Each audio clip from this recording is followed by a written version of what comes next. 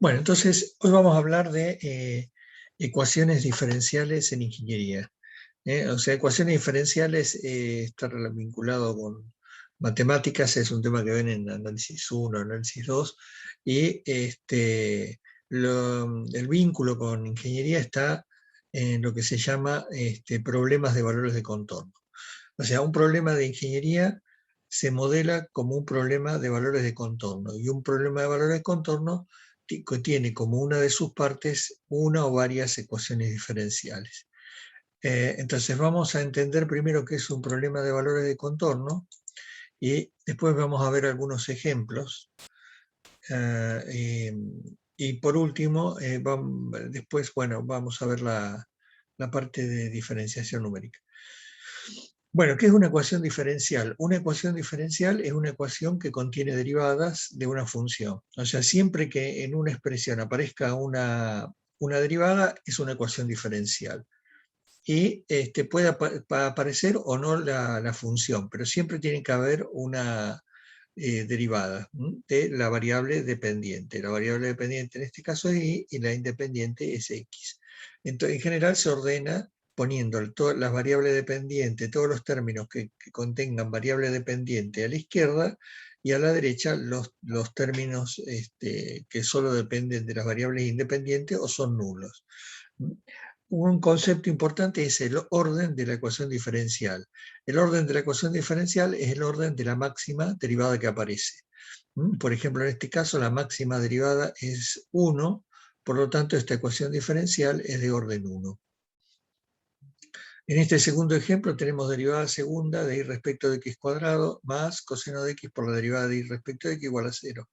No aparece la función y no tiene el término independiente, es nulo, y la máxima derivada es la segunda, por lo tanto esta es una ecuación diferencial de orden 2. Y la de abajo tenemos derivada cuarta de y respecto de x, derivada segunda y derivada primera. La máxima derivada es la cuarta, es una derivada de orden cuarta. Bueno, ¿para qué es importante el orden? Porque cuando llegue el momento de resolverlos, de encontrarle solución, hay métodos específicos para ecuaciones de segundo orden, para ecuaciones de cuarto orden, y una forma de clasificarlos. O sea, hay métodos que son específicos para un determinado orden. Antes que me pase a la otra, fíjense que la primera ecuación diferencial es a coeficiente constante.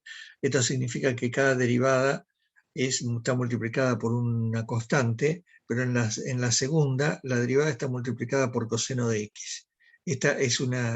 La primera se dice que es una ecuación a coeficiente constante o lineal, y esta es no lineal, porque los coeficientes que multiplican la derivada son no lineales. Lo mismo en la última.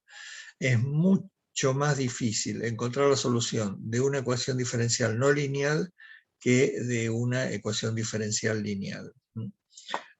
Por eso también hay métodos específicos para no lineal.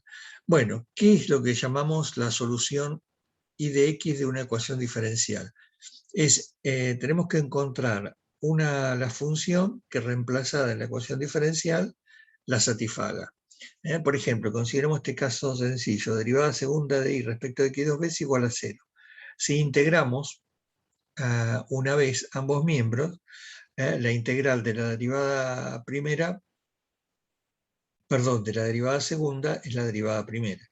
Y la integral de una constante, de 0, va a ser una constante. ¿Por qué? Porque la derivada de una constante es 0, y lo mismo la derivada de la derivada primera y la derivada segunda.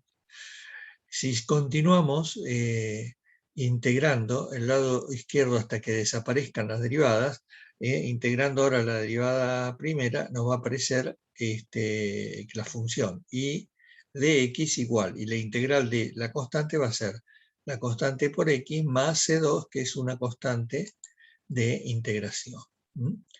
Quiere decir que la solución depende de estas dos variables, C1 y C2, y se verifica para cualquier par C1 y C2, porque si yo derivo esto dos veces, encuentro una función que verifica la ecuación diferencial. Por lo tanto, la primera conclusión es que como para cualquier par C1 y C2 se verifica la solución, la cantidad de soluciones es infinita. O sea, una ecuación diferencial no tiene una única solución, sino que tienen infinitas soluciones que van a depender de estas constantes de integración. Entonces, si nos vamos a dos variables, el problema es bastante similar. O sea, en dos variables independientes, las funciones que tenemos que buscar van a depender de dos variables, y también, en vez de tener derivadas como totales, vamos a tener derivadas parciales, pero el criterio es el mismo, ¿no? El orden, definimos el orden como la máxima derivada que aparece. Esta es la derivada segunda de ese segundo orden, y esta es la derivada cuarta. Esta es esta ecuación, no, así puesta así, no, me parece, la puse a propósito, me parece que es la ecuación que gobierna la deflexión de placas, pero lo importante acá es que es una ecuación de cuarto orden. Y la solución tiene que ser una función de x y de y, ¿no? Es de las dos variables independientes. Bueno, entonces dijimos que los problemas de ingeniería se representan por valores de contorno. Entonces, ¿qué es un problema de valor de contorno? Es un problema que está compuesto de tres partes, una o más ecuaciones diferenciales. Una región del espacio donde se busca la solución, el dominio. Siempre en ingeniería buscamos soluciones a problemas físicos que en general tienen una región asociada, y esa región se define por la geometría, ¿no? Entonces, o sea, yo busco la solución de la ecuación diferencial, pero no de menos infinito a más infinito. La busco en una región específica del espacio, o sea, y a esa región le llamamos dominio. O sea, es la región donde quiero encontrar la solución. Por ejemplo, ahora vamos a ver un ejemplo de la ecuación diferencial que gobierna la deflexión de las vigas, y es o sea, la región donde quiero encontrar la solución es el X de la viga, que está en el dominio de la viga. Bueno, condiciones de contorno. O sea, vimos que tiene tres partes: una es la ecuación diferencial, la región, y finalmente una tercera parte ingrediente de lo que es un problema de valor de contorno son las condiciones de contorno. ¿Para qué se usan las condiciones de contorno? Para definir las constantes de integración, para que la solución del problema de valores de contorno sea única. O sea, a diferencia de una ecuación diferencial, el problema de valores de contorno sí tiene solución única. Y fíjense que la cantidad de constantes de integración que aparecen va a depender del orden de la ecuación diferencial. Si acá es de segundo orden, tengo dos constantes de integración, o sea, voy a necesitar dos ecuaciones auxiliares que se llaman condiciones de contorno, que me van a permitir encontrar estas constantes C1 y C2. O sea, no es la ecuación diferencial sola la que representa el problema, sino todo es la ecuación diferencial más el dominio más las condiciones de contorno. Vamos a un ejemplo. Por ejemplo, la flexión de vigas. Si no lo vieron, lo deberían estar viendo en resistencia de materiales. Llamamos W a la flecha, digamos, de la deflexión vertical, cuánto baja cada punto de la viga, y a la viga la vamos a representar por su eje baricéntrico, y la ecuación que gobierna la deflexión es esta que está acá, E por I por la derivada cuarta de W respecto de X a la cuarta igual a Q de X, donde Q es la carga, el módulo de elasticidad, e I el momento de inercia de la viga. Entonces, la solución a la deflexión de la viga, la W, tiene que satisfacer esta ecuación diferencial. El dominio es la región donde quiero buscar la solución. Va a ser el X entre 0 y L. No me importa lo que pasa más allá del L y más allá del 0. O sea, el W de X lo quiero conocer en esta región. Bueno, ¿y cuáles son las condiciones de contorno? Son las que surgen de las condiciones de vínculo o de apoyo, ¿no? Entonces, perdón, en este caso, por ejemplo, tiene los dos bordes simplemente apoyados. ¿Qué quiere decir? Que los bordes no pueden tener deflexión, entonces W tiene que ser 0, en X igual a 0, y W en L también tiene que ser igual a 0. Ahora, si es un apoyo simplemente apoyado, no puede tener momento. Si recuerdan de resistencia, el momento es E por I por la derivada segunda respecto a X cuadrado, la curvatura. El momento es proporcional a la curvatura. E por I es la constante de proporcionalidad.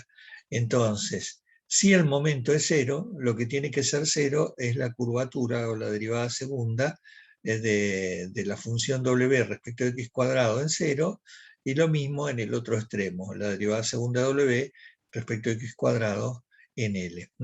Entonces, tengo una ecuación de cuarto orden diferencial, voy a tener 4 constantes de integración, y como tengo 4 condiciones de contorno, que van a ser, lo que quiere decir acá iguales al orden, de igual número que el orden. O sea, solucionando estas ecuaciones puedo encontrar todas las constantes de integración, y la solución queda definida. Bueno, de esta manera hay muchas ecuaciones diferenciales relacionadas a problemas de ingeniería. Otro grupo importante es el que está asociado a la dinámica, o sea, la variación en el tiempo. Por ejemplo, acá tengo masa por aceleración, la derivada segunda de que respecto al tiempo cuadrado igual a f de t, que es la ecuación de movimiento, o la segunda ley de Newton para el movimiento de una partícula. Entonces, en este caso, si se acuerdan de Física 1, ¿cómo hacía para identificar el movimiento de una partícula conociendo la fuerza aplicada? Tengo que conocer las condiciones iniciales, o sea, la velocidad inicial y la posición inicial. Y de esa manera saco, puedo saber cómo varía X en el tiempo. Entonces, esto se llama un problema de valores iniciales. ¿Por qué? Porque en realidad la variable del problema ahora es el tiempo, t, y es un problema de valores de contorno, pero donde todas las condiciones de contorno se definen en t igual a 0, en el mismo valor de t, ¿no? Por eso se llama, y se le llama problema de valores iniciales, porque a partir de ahí puedo describir el movimiento. Entonces, básicamente voy a tener, ahora lo vamos a ver, esos dos tipos de problemas. Y con eso voy a poder modelar todo el comportamiento de problemas de sólidos y fluidos. Cuando digo sólidos son todas las estructuras compuestas de acero, hormigón, el suelo. Cuando digo fluido me refiero al agua, el aire, el viento, ya sea dentro de una tubería o por afuera. Y voy a tener aplicaciones en estructuras, por ejemplo, placas, láminas, vigas, en geomecánica, que es, voy a poder modelar el comportamiento del suelo, cómo se mueven los fluidos, agua, aire, problemas, por ejemplo, más particulares, como el de sedimentación, que es sedimentación es el problema.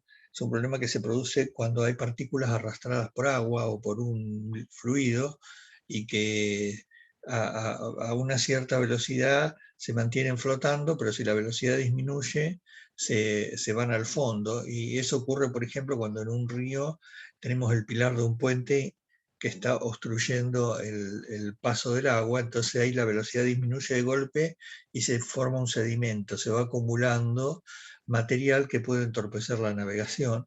En fin, son problemas particulares, ¿no? Conducción de calor, que es para ver, son todos los problemas que tienen que ver con temperatura.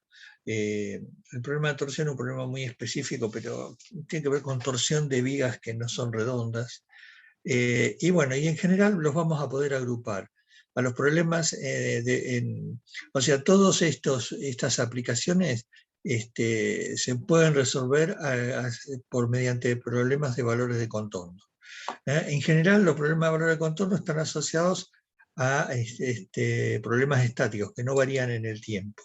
Y los problemas de valores iniciales están asociados a problemas dinámicos que tienen variaciones del tiempo, en el tiempo. Por ejemplo, los terremotos, una estructura en movimiento.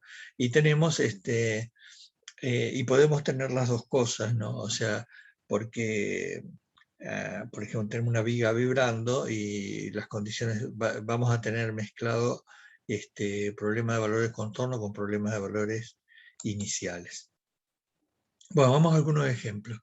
Por ejemplo, tenemos las ecuaciones de equilibrio, que es la base para calcular cómo se comportan todos los componentes estructurales. O sea, se plantean en función de tensiones y fuerzas internas. Entonces, esta es la ecuación general que uno después la va particularizando de acuerdo al componente estructural. Por ejemplo, si tengo una barra, lo que se asume es que la barra solamente se puede estirar, entonces eh, solamente tiene tensión axial, no tiene tensiones de corte, o un poco más sofisticada es particularizar para las vigas. Acá se puede aplicar las hipótesis de Bernoulli, que las secciones se mantienen planas, y de ahí saco, ¿para qué me van a servir todas estas hipótesis? Para obtener las tensiones. Más que nada voy a obtener las deformaciones. Con el problema de las ecuaciones diferenciales voy a encontrar las deformaciones, y con las ecuaciones constitutivas que me relacionan tensiones con deformaciones, saco las tensiones, y si tengo las tensiones puedo ver que estén dentro de los límites que soporta el material. Bueno, otros componentes estructurales más, un poco más complicados son las placas. O sea, una viga se caracteriza porque tiene una dimensión mucho más grande que las otras dos, ¿no? O sea, que es la longitud. En una placa tenemos al revés, una dimensión que es mucho más chica que las otras dos, o sea, el espesor. Y en X y en Y, en el plano, las dimensiones son más grandes, ¿no?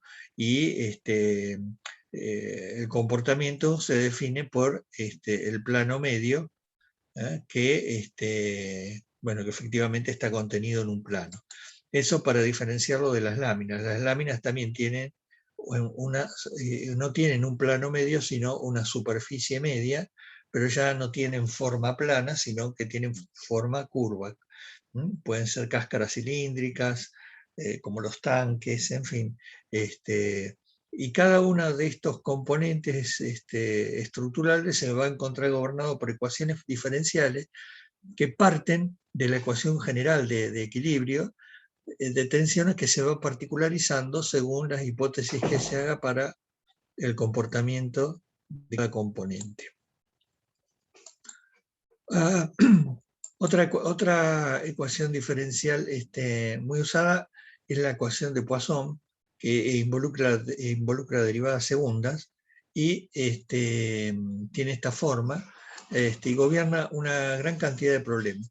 Si f es igual a 0, se llama ecuación de Laplace, y entre los problemas que gobierna tenemos los de conducción de calor, flujo subterráneo de agua, torsión, membranas. Esto, digamos, hace 40, 50 años atrás podía tener importancia, porque cuando recién empezaban a aparecer los programas para resolver ecuaciones diferenciales, había programas que resolvían solamente la ecuación de Poisson. Entonces, uno, aplicando las condiciones de contorno adecuadas, podía usar el programa para diferentes aplicaciones. ¿Qué quiere decir esto? Si tenía el programa para conducción de calor, cambiándole el sentido a las constantes, podía resolver un problema de flujo subterráneo, un problema de torsión, en fin, era siempre usando el mismo programa. Eso hoy en día ya no, digamos, no tiene sentido, porque ya hubo desarrollo de programas comerciales y que facilitan la solución del problema. De hecho, uno hoy, cuando usa un programa de estructura, no ve ni una ecuación diferencial ni nada, o sea, entra directamente con los parámetros del problema, ¿no? Por ejemplo, vamos a ver entonces algunos ejemplos, así medio general. Esto es, como dije recién, un problema que gobierna esta ecuación diferencial es el de la conducción de calor, que se usa para saber cómo evoluciona la temperatura en un cuerpo cuando es calentado. Este caso se trata de una presa de hormigón. Y uno dice, bueno, pero ¿qué es lo que lo calienta? Lo que lo calienta es la reacción. O sea, cuando uno hormigona, la reacción química del hormigón es exotérmica, o sea, libera calor. Si es una pequeña cantidad, el calor liberado va a ser poco y no va a haber problema. Pero si llega a ser muy grande el calor, lo que va a pasar es que ese calor va a levantar temperatura y eso me va a hacer evaporar el agua que yo tenía reservada dentro del hormigón para completar la reacción química de fraguado. Entonces, se me pueden producir fisuras internas o el material va a quedar con baja calidad. Entonces tengo que controlar que las temperaturas originadas por el volumen de hormigón no superen un cierto valor. ¿eh? Eso se puede hacer de diferentes maneras. Una es planificando el hormigonado. Fíjense que corresponde, si el dibujo no está muy claro, pero corresponde básicamente a cómo las etapas de hormigonado, a cómo se fue haciendo en la realidad, ¿no?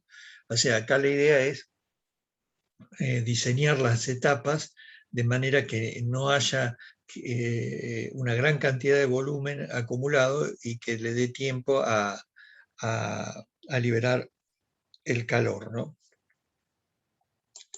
Por ejemplo, esta es el modelado de una presa que se va hormigonando por etapas y lo que va mostrando acá es la temperatura que se va generando en el interior. Cada una de estas fotos tiene un mes de diferencia, fotos de estos dibujos, con respecto a la anterior, ¿no es cierto? Y este sería, digamos, ya el modelo, creo que el primero a 6 meses de comenzar el hormigonado. Entonces es importante cuidar que la temperatura en el interior se mantenga por debajo de un cierto de valores razonables para que no afecte la calidad del fraguado, o sea, durante la primera etapa de la construcción. Acá pasamos a otro problema, pero también gobernado por la ecuación de Poisson, que es el problema de flujo subterráneo. ¿Qué es el problema de flujo subterráneo? Es el agua que circula por el suelo, por los poros del suelo. Ven, por ejemplo, acá tengo una presa y el agua. Entonces, esta presa no es impermeable, sino que es porosa y va a permitir que se filtre el agua. Lo que tenemos en la figura de arriba son los vectores de velocidad. O sea, el tamaño de la flecha indica la velocidad con que va circulando el agua y la de abajo son las líneas de corriente. O sea, cada línea de esta indica la trayectoria de una partícula que entra por una superficie y sale por la otra. Y lo que vamos viendo es que en este primer diseño hay un cierto flujo de circulación de agua y que sale a la superficie en el lado seco, ¿no? Entonces, esto es importante controlarlo porque si este flujo supera una cierta velocidad puede producir arrastre de material y a la larga va dañando la presa y puede producir un accidente, ¿no? Entonces, esto se puede corregir de varias maneras y una manera, por ejemplo, es poniéndole un filtro acá que absorba. Entonces, fíjense que el filtro desvía el flujo del agua hacia, hacia él y no aparece nada en la superficie, ¿no? Otra manera de evitar la filtración es poniendo una barrera, o sea, haciendo el núcleo de la presa mucho más compacto. Y entonces, compacto quiere decir que le vamos cerrando los agujeritos, digamos, le vamos cerrando el paso al agua, y eso hace que circule mucho menos, se filtre mucho menos agua, y por lo tanto tenemos controlada la situación acá al pie de la presa. Entonces, lo interesante es que todas estas experiencias las podemos simular en el momento que estamos diseñando la presa, en manera de ver qué modificaciones o qué diseño nos conviene más. Bueno, eso vimos ecuación de Poisson y ahora vamos a ver problemas de fluido. Los problemas de fluidos están gobernados en general dependiendo del tipo de fluido. Si es líquido, están gobernados por la ecuación de Navier-Stokes, que es para fluido incompresible.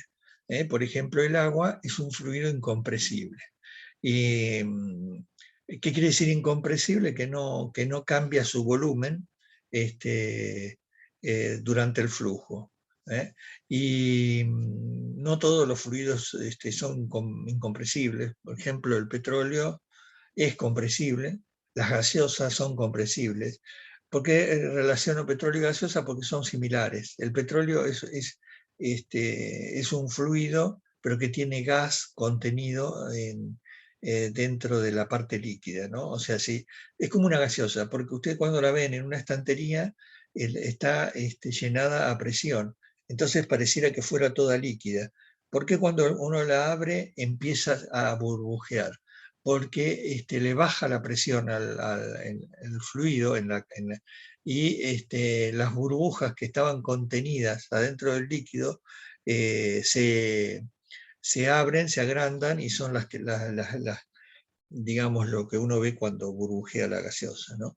El petróleo es exactamente igual y eso, el tema de tener las burbujas y que su tamaño sea variable hace que la densidad sea variable. O sea, si bien, o sea, cuando uno habla de petróleo, se mide por volumen, uno dice tantos barriles, pero también en el tema del transporte es importante la densidad, porque si está lleno de burbujas, obviamente no va a valer lo mismo que si no las tuviera. Entonces, es muchísimo más complicado toda la parte de flujo de petróleo que la de agua, ¿no? La de agua es más sencilla, pero sin embargo, fíjense que las ecuaciones de Navier-Stokes tienen acá las constantes de la ecuación diferencial son las mismas funciones, u por du, b por du. O sea, ¿esto qué significa? Son ecuaciones no lineales. Entonces son mucho más complejas de solucionar que las ecuaciones de elasticidad y, y esto hace que haya habido inicialmente y siga habiendo como dos líneas, ¿no? de solución, una para problemas de fluidos y otra para problemas de sólidos, que están separadas porque las ecuaciones diferenciales son separadas. Voy acá, voy a mostrar rápidamente, voy a tratar de hacerlo rápido, algunos ejemplos que me parecieron interesantes. Voy a hacerlo lo más rápido que pueda. Un segundito. Esto, no me lo copió. Un segundo, ¿por qué no me lo copió?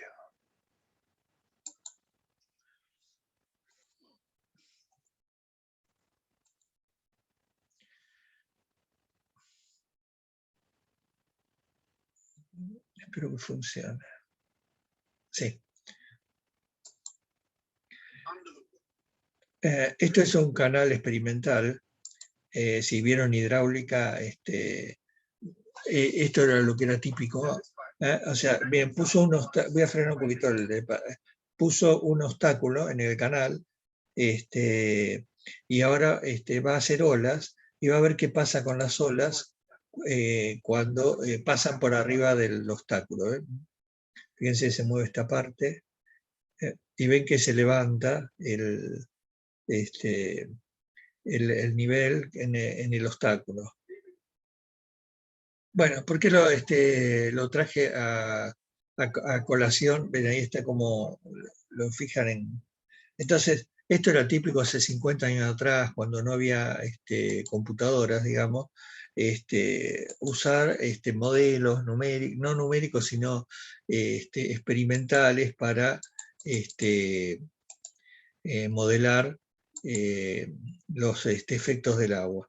En cambio, hoy en día podemos reemplazar todo eso por modelos numéricos. Entonces voy a mostrar unas simulaciones parecidas a lo que sería el canal, pero hechas por computadoras, ¿no? Por ejemplo, acá tenemos 4 obstáculos, se tira el agua, y fíjense que esto es similar a lo que se podría hacer con un canal, pero nos da mucha más libertad, porque podemos ver el efecto del agua sobre los obstáculos. Podemos, supónganse que esto sea una barrera, algo de protección, o una escollera, algo para proteger un puerto. Esta es otra vista de otro lado. Y en fin, tenemos mucha más libertad que con los modelos experimentales. Y finalmente esto es, lo paso cortito, pero es simplemente para mostrar que a medida que pasa el tiempo, los modelos se van haciendo más complejos, ¿no? Fíjense que esto es todo. Bueno, está la propaganda. ¿Ustedes me escuchan a mí o escuchan el volumen del video? Creo que me A usted, escuchan. profe. Bien, ven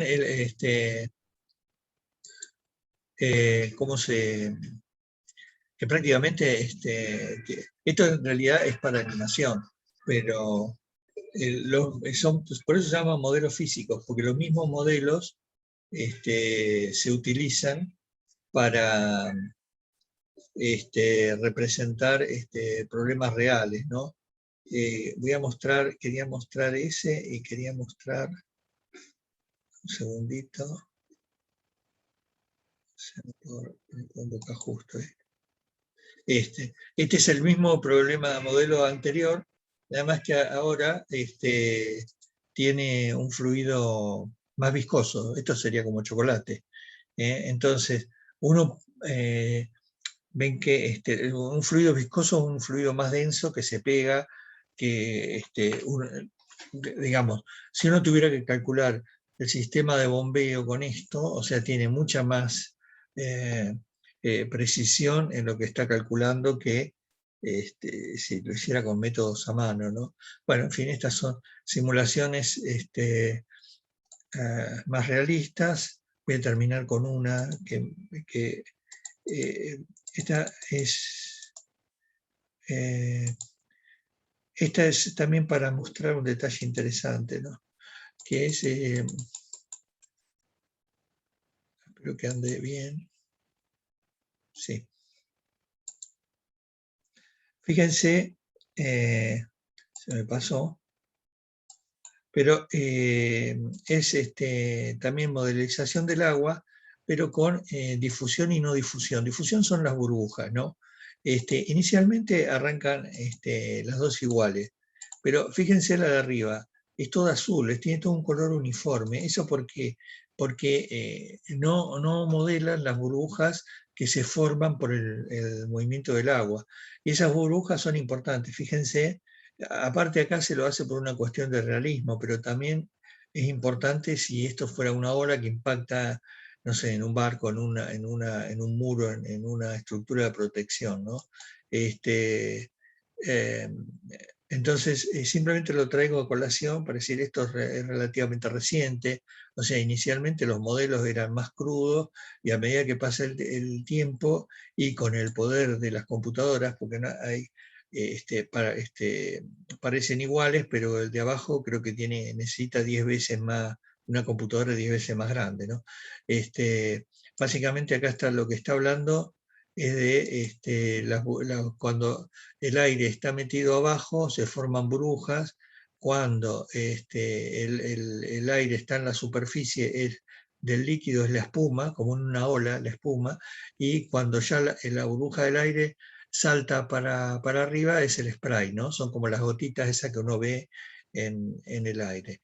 Entonces este modelo es mucho más, más completo que el anterior, ¿no? Y finalmente, ahora sí, finalmente, vamos a pasar a solamente, que esto lo están trayendo los programas, pero es modelización del viento. Yo todavía a mí todavía no me convence mucho porque es un problema demasiado complejo. O sea, hay simuladores de viento sobre las construcciones, ¿no? Por ejemplo, este es el Hotel Burj Al Arab, que está en Dubái, ¿no? En la playa. Y esta es una simulación el viento, el modelo que uno puede, pero quiero ver la simulación. El viento que viene del mar, no me deja, a ver si lo puedo parar, me deja parado. Fíjense que a ver si la puse. Bueno, no, voy a hacer lío. ¿Por qué me sirve este modelo? Para calcular las presiones que se me generan en sobre, por ejemplo, la superficie vidriada. Entonces, puedo dimensionar toda la estructura de soporte, el viento no me va a dañar la estructura, ¿no? Pero fíjense que un detalle importante son esta zona de atrás, son los remolinos, ¿no? Y los remolinos, ese es el punto flojo, digamos, de todos los simuladores, ¿no? Que a veces no modelan con la misma precisión del problema real. Bueno, entonces, para cerrar, vimos que hay varios problemas de ingeniería, fundamentalmente para el ingeniero civil, en la parte más vinculada a estructuras, que están gobernados por ecuaciones diferenciales. Entonces, lo que vamos a ver ahora son métodos para resolver esas ecuaciones diferenciales, y como mencioné recién, más que las ecuaciones diferenciales, de lo que vamos a resolver son los problemas de valores de contorno. Bueno, vamos a corto esta grabación acá, y ahora empiezo